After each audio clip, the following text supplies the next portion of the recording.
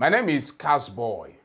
Let me address this issue very quickly because Dino Melaye has come again.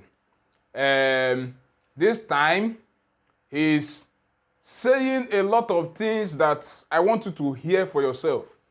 Because we usually think that age should mean that somebody has some intellectual sagacity and the implementative myoscopy of intellectual petroflucity. But I don't understand exactly what is happening with Dino Melaye. Just listen to this man. Fellow countrymen and women, I'm here to address you once again in the course of our nation's history. I'm here to address Nigerians, especially on my brother and friend, the former governor of Anambra State and the former vice presidential candidate of our political party, Peter Obi. Peter Obi is one of the finest Nigerians who is intellectually mobile and administratively sagacious. He's a great Nigerian, and by the grace of God, he has the potential of being a great president in the nearest future. I celebrate you, Peter Obi, and I celebrate your movement for a new Nigeria. I celebrate your conscientization of the Nigerian youth and public on governance and building a new Nigeria. But I want to advise that your time is not now, because you will have to wait for your time.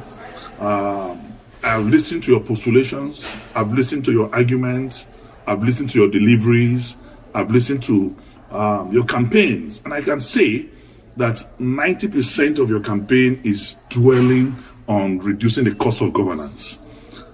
I mean, most of your campaigns is around cutting the costs of governance. And I want to tell you that the problem of this country is beyond just cutting the cost of governance. The problem of this country is beyond reducing the cost of governance. I'm not saying that is deceptive. I'm not saying it's pretentious, but I'm telling you that it is less than 1% of our national problem. Beyond cutting the cost of governance, and I want to say that cutting the cost of governance, you don't need to be a president to cut the cost of governance.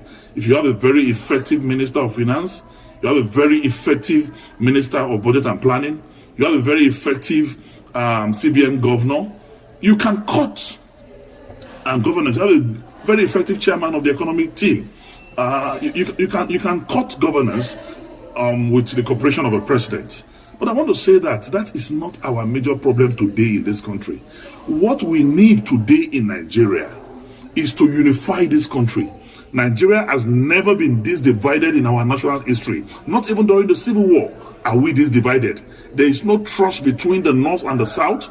There's no trust between the East and the North. There's no trust between the West and the South and the Southeast. So we need one character who have the capacity and capability to unite us together as a nation first, because we need to first believe in ourselves as people. We need to believe in our unity. We need to believe in our togetherness even before we can make progress, because without unity there can be no peace, and without peace there can be no development. So first, we need a unifier. Who can unify this country? Today I want to ask sincerely Peter Obi and his supporters, can Peter Obi be trusted by a typical Katsina man or somebody from the northern part of this country? Can he be trusted as an Igbo man by Middle Belters, by core northerners? The answer, in every sincerity of purpose of heart and commitment, is no. So we need one Nigeria who is going to be trusted by every part of this country, who the North will believe in, who the South will believe in. And that person, without blinking my eyes, is Atiku Abubakar, who, when it was dangerous for any northerner to talk about the issue of devolution of powers, when it was dangerous for any northerner to talk about the issue of restructuring, he did, with every boldness in him. Today, Atiku Abubakar married a Yoruba man, have Yoruba sons. Atiku Abubakar married Igbo woman, he have Igbo children. Atiku Abubakar married Hausa woman, he has Hausa children. Married a Fulani woman, he has Fulani children. He's a pan-Nigerian. He's a true African Nigerian man. So because somebody married Hausa, Igbo, and Yoruba wife, and the Fulani, he is now a unifier that will unify the country because he has unified his family. Wonderful.